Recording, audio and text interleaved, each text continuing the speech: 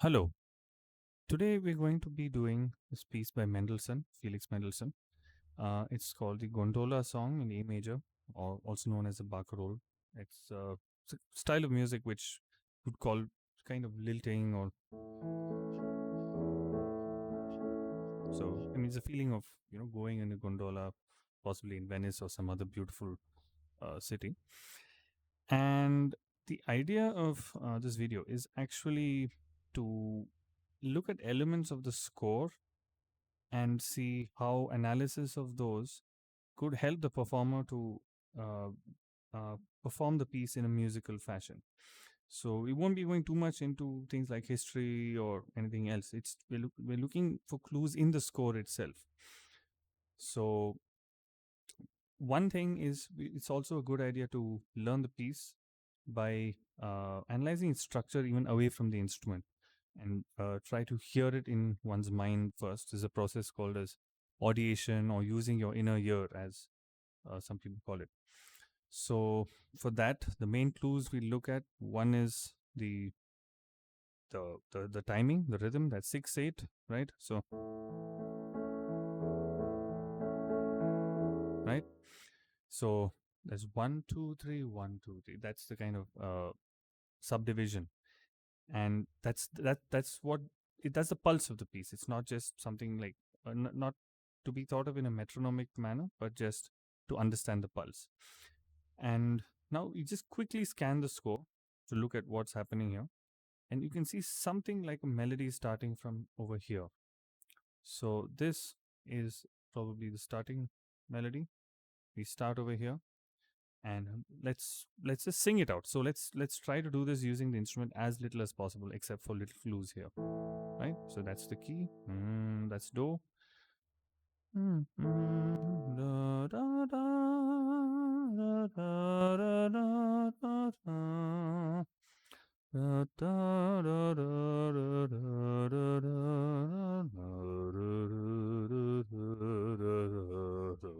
Right? So this is sort of the first larger phrase.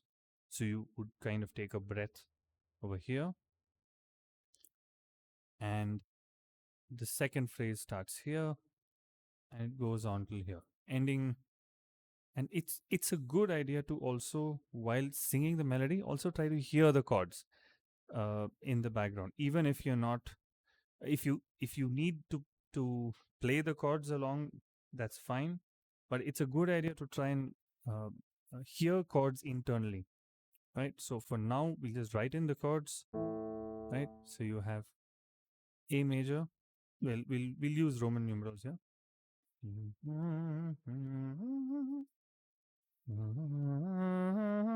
The 4 is a subdominant, but the bass is still the A. You can see this pulse. So this actually gives that, uh, it gives a sense of continuity also. It would sound very sort of square if every chord were to be played in root position. So,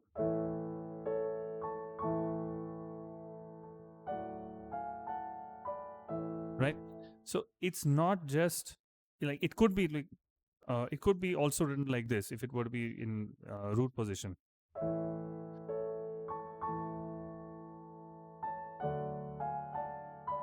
There's nothing wrong with that, but this is Mendelssohn, right? So he's using that bass to ring out. It's called a pedal tone when this happens. And you have the same bass note continuing over a longer sequence of chords, right? And it actually gives a sense. On one hand, there's continuity, and there's also a kind of suspense. So when it actually changes, that changed chord actually gives, it has a deeper meaning, you could say, right? So here you have the bass. This is kind of the driving force behind the piece, right? Behind this phrase, at least.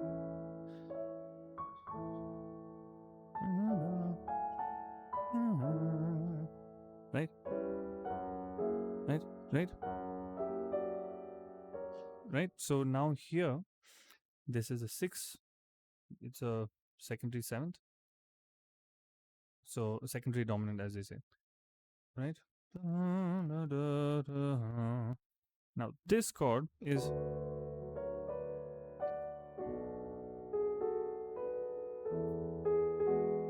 so this is sort of going through the circular phrase because it's ending here on the 5.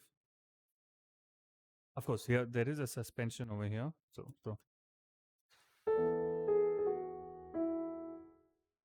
but it ends here with the 5/7. So I'll use that, just that's the function of that bar. It's as a 5. And this is 2 minor. Now he uses here as a bridge between this 6 7th and the 2 minor. Here he uses the 4 6, which is kind of, it's an inversion of the 2 minor actually.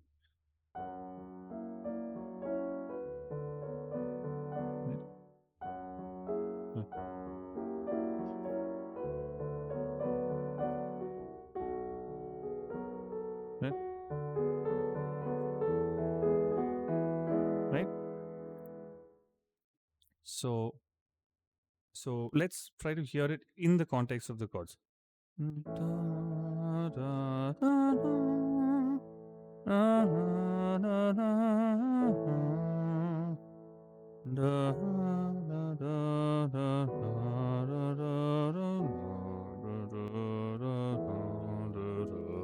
Right? So now let's, so this is the whole first phrase. Now there has to be a kind of answer to this larger structure. Okay, so this is where this first phrase ends. Now comes back, the same tune comes back again. Now this time it's bigger. Now this is where the dynamics also comes into the picture. And instead of having the bass note in um, instead of having the bass note in single notes, this time it's in octaves. Right? So the second time it's bigger.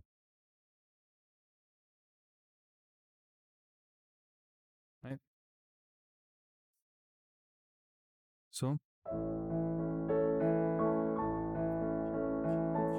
and now what do we have here? We have, instead of the 4 chord, that's what he could have done, but instead of that, it's a minor. So it's 4, so 1 1, right? Huh.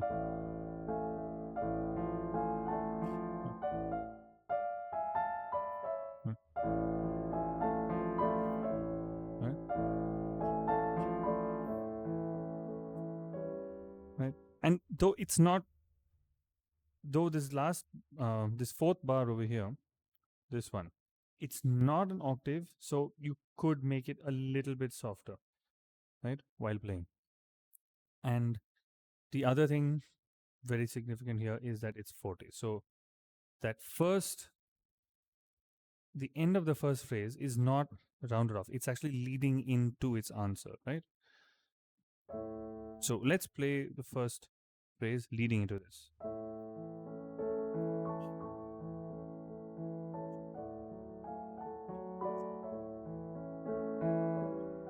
And this is sforzando. So this sforzando, it's not, you don't want to make it stick out like a sore thumb, like not like that, but right.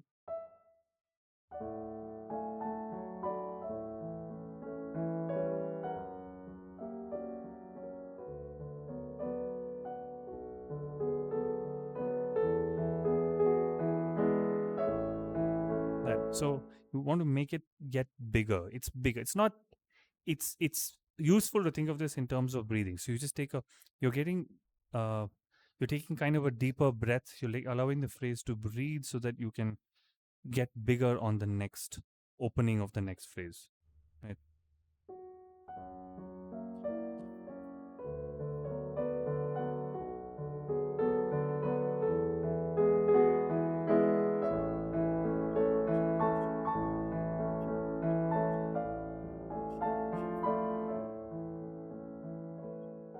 And now this piano, it's, there's no other dynamic indicated here, like say a decrescendo or something. But the fact that it's piano suddenly is very telling.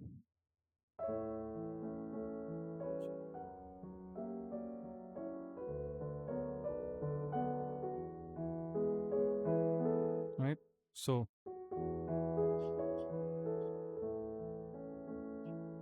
right. So now that phrase gives you the answer to the entire thing.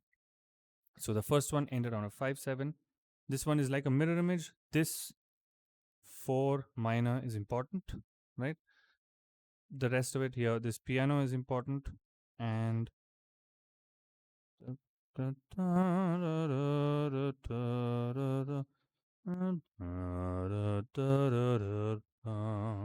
so that it completely rounds it off. I mean, it could be a piece in itself, right? That's the meaning of this. It's not ending on a 5/7. It's ending on the tonic, but it could very well be a short piece in itself, like a short composition. But it's not. And now we're moving on to the next section, right? So we put a big marker here. Now let's see what we have.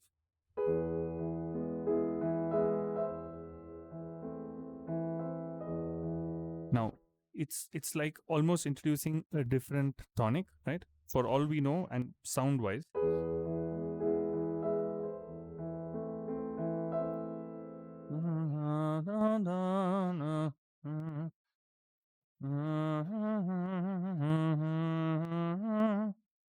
Right? So now we're actually changing key, sort of.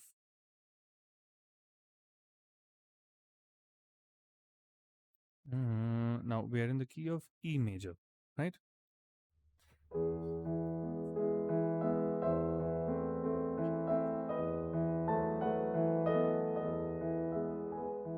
Right. It's not.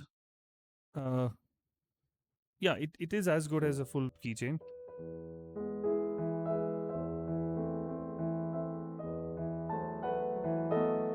Right. So you want that little bit of crescendo, decrescendo here. Hmm?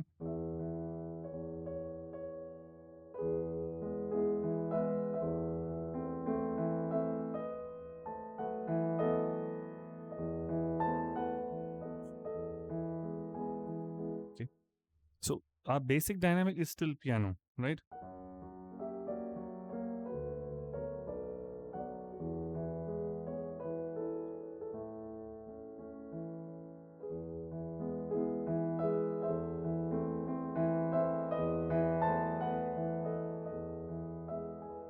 Right.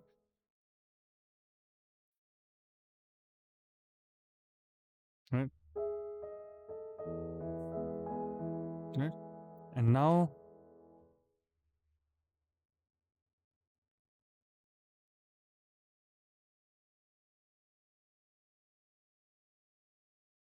and this is the ending of the first phrase.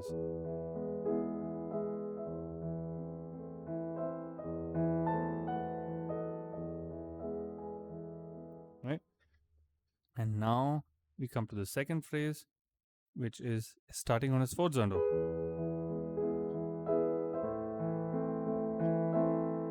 Now we get into modulation territory, right? So this sforzando here is important.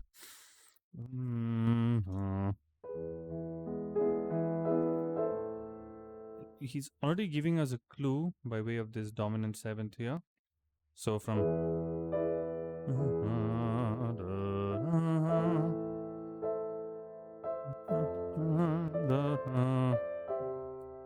right.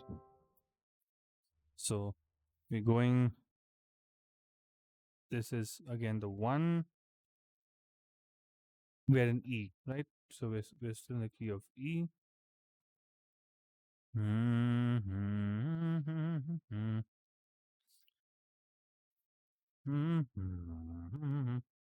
Now, now where you this is it's the Neapolitan chord for E, right? So it's F major. So it's an F major 7 chord. Right? So it's a flat 2 in the key of E, but let's see where it's taking us. Right? So now its function here is actually 4 to 1 in the key of C major, right? In the C major. Right? So of course Forza.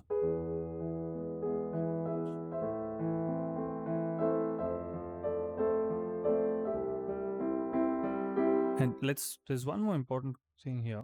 Now there's a voice doubling here, which means you need to emphasize those notes. Dun, da, da, da. Right? Can you see? So there's that you can use that to bring out that the melody a bit more strongly.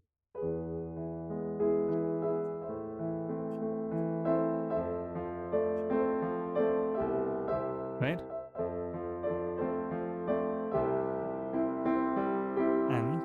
And this from this forzando, right? It's a crescendo straight up to F. So you're getting louder. One important thing in crescendi is not to build up too much right away. You want to keep it in hold so that when you actually hit your target dynamic, which here it's forte. So you hold back, and you try to build up the dynamic gradually.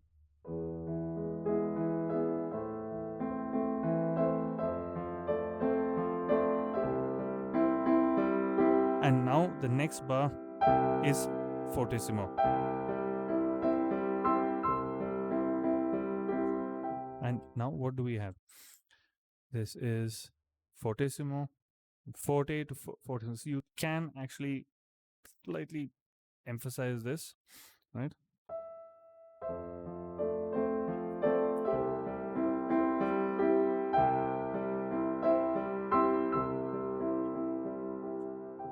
And this is piano. So you don't want to actually hold back here, right? You want to keep it at the same dynamic throughout, right? The reason is some composers would perhaps, now this is very much a point of interpretation, but I think some composers would possibly write against this P over here, they would write perhaps subito, which means sudden, but that's a kind of effect which you want to give. So my view would be to make that sudden piano, I mean that piano actually a sudden one.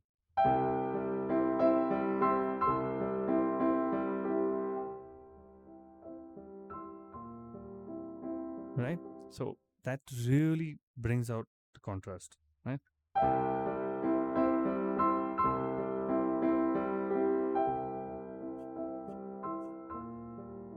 And you want to make it even softer. And you want to actually bring this diminuendo to this piano. And let's also look at what's happening harmonically here, because we started off with E, right?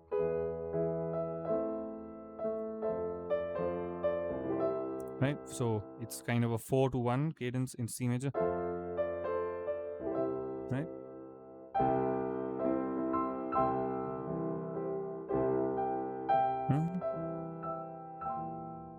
Now, and we're coming back to the home key of the piece, which is A. But that descending bass line is still continuing. So this is, so you have C, C, B flat, A, and G natural.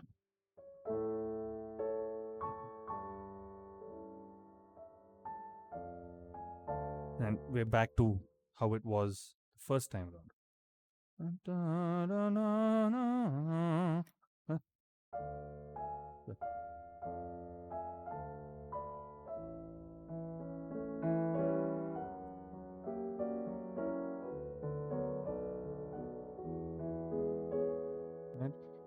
So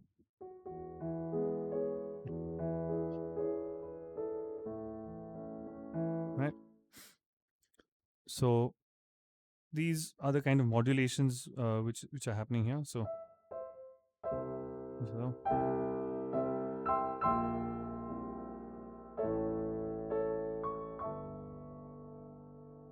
right, right,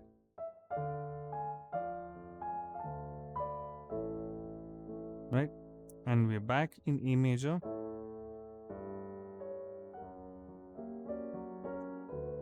And this is the same as the first one. 4, 4, 6. And there's one important difference here, which is the first time this G was not there, right? Let's we can actually compare and see. Let's compare the first time. Da, da, da, da, da, da. Where is that? Yeah. So if we see over here, da, da, da, da, let's look at this bar. So here is just a single voice in the right hand, whereas over here, da, da, da, da, da, da. So very often in pieces which have any kind of repetitive portion, like if it's a sonata form or if it's a rondo form or anything like that, I always find it interesting to play. It's kind of like playing spot the differences. So if there's a difference, the composer meant there to be a difference. And I'm talking about also in terms of the structure. It's not just the key; it's also the chord structure, the voicings. Sometimes maybe subtle differences which they've written. This is one such. So it's not. So it's that would be the first time, right? Here we're doing. So it's almost like that voice is going, right? So it's like almost like two voices singing. It's almost merging into that. And that's actually what's written. If you can see the slur over here, it's a bit small. Da, da, da, da, da. The other one is da, da, da, da, da, da. Right? So these are the kind of things that really make the performance more artistic. And it's all there to be found in the score. Okay. So that kind of rounds off this middle section, which it's now it's an interesting piece because you wonder, is it ternary form or is it binary form? And it's kind of both, I would say, because like at least up to here, because a binary form would mean that the two halves are exactly symmetrical in some way, and a ternary form would mean that there's a complete section in between. So here it kind of starts off, the second half starts off somewhat differently.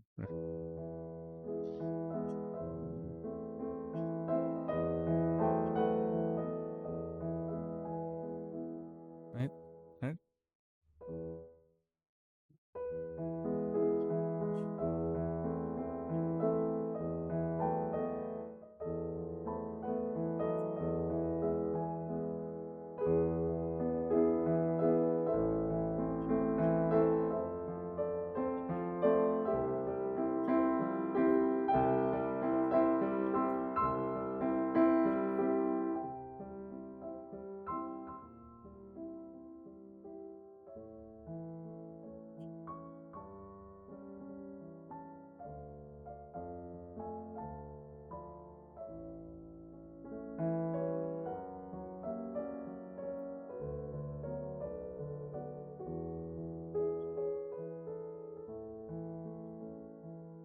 right. And now there's this something new coming up here. So this is the end of that section.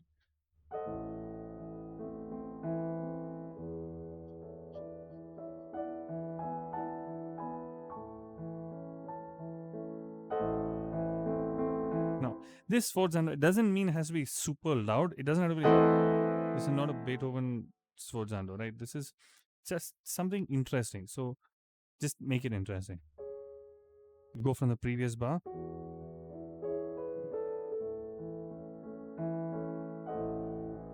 That much is enough. Well, that's not an octave, right?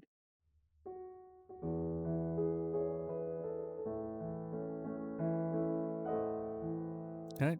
Even just slightly holding that back could make that sforzato meaningful.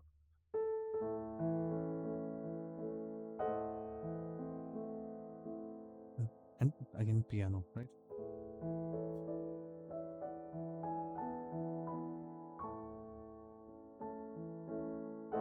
And second time is an octave, right? First time is a single note, second time is an octave.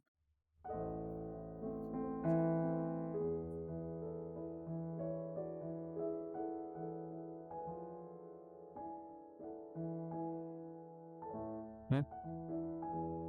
Right? So that's the first time. So it's these two phrases sort of echoing each other. No,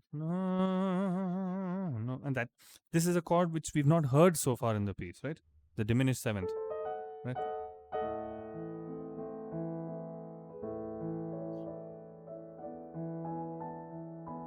It's just fading off. It's not written in. It's not written as a diminuendo, but the feeling is sort of like that.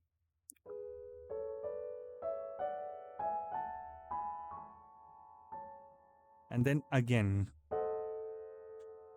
so these two are almost symmetrical.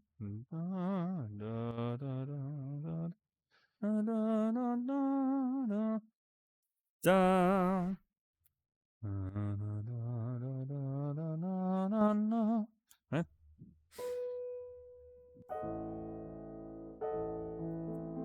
We'll go from the first one.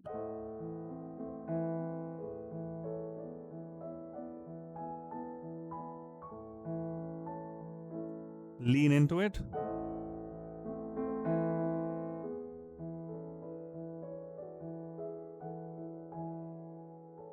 Right? That is it.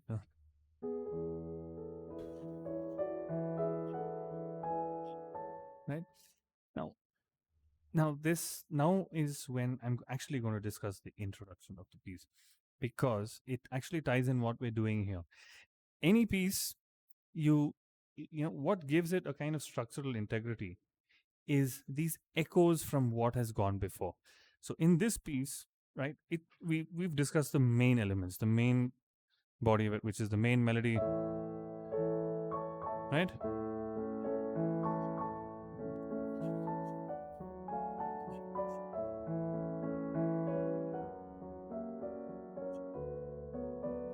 Right? And so on.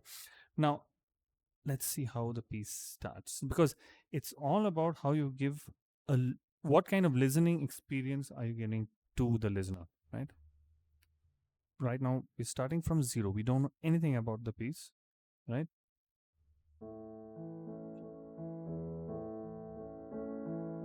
Right?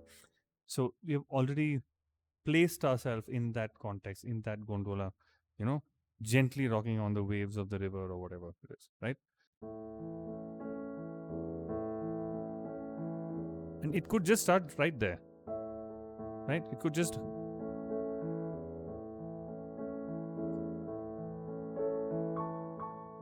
This is a perfectly valid piece, right? Why mess with it? But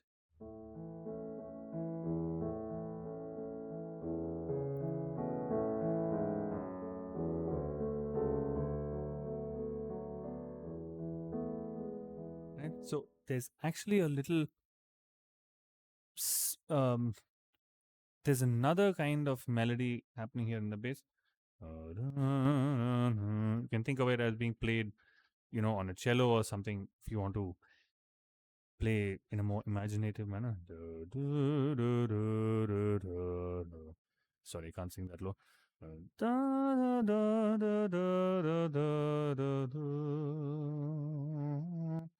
Right? It's actually continues.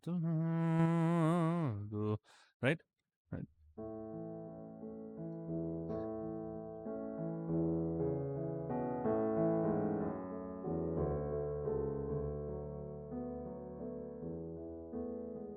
And don't forget to bring out this beautiful suspended chord and the resolution here, right? So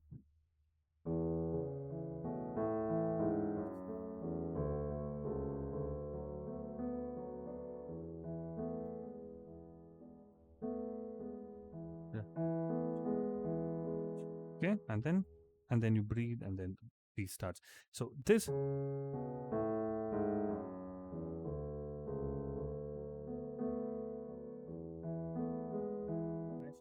now, let's go to the end of the piece. Right now, we finished everything.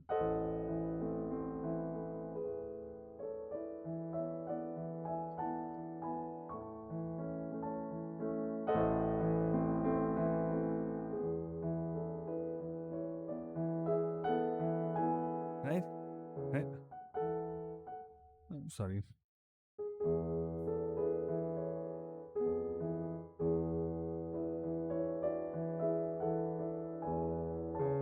Now, he could have just ended the piece there, right? That all happy ending, you know, tata, bye bye. That's the end of the piece. But no,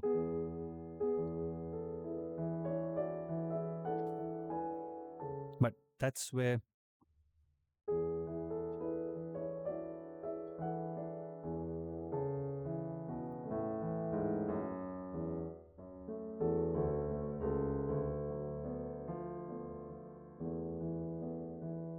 this time it's a bit different from the first time. In the introduction, there was no 4 minor, right? This time,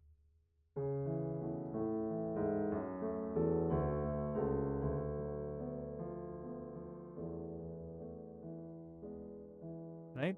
So it's just rocking back and forth.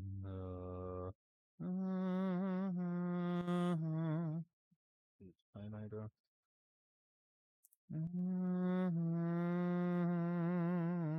And this time it's all in hemula. It's not the same pattern. So it's not um so it's,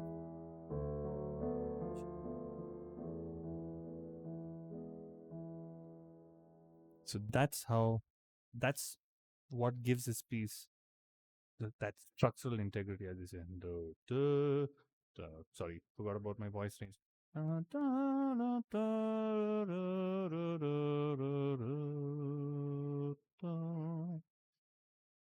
Right. And in my view, of course, here, this voice going up, you can use this crescendo, of course. But the sforzando here is really, it's not clear from the writing, but I would say it's really all about bringing out this melody in the bottom and to emphasize that C sharp, because it's not a normal resolution, right? Like a normal resolution would have just been right. Right?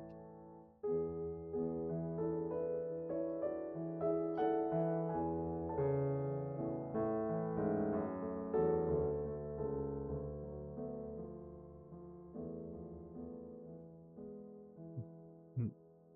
And this last bit is just an echo. It's, you've actually got off, and maybe the boatman has just gone away and he continues to hum the tune. You're hearing it very faintly.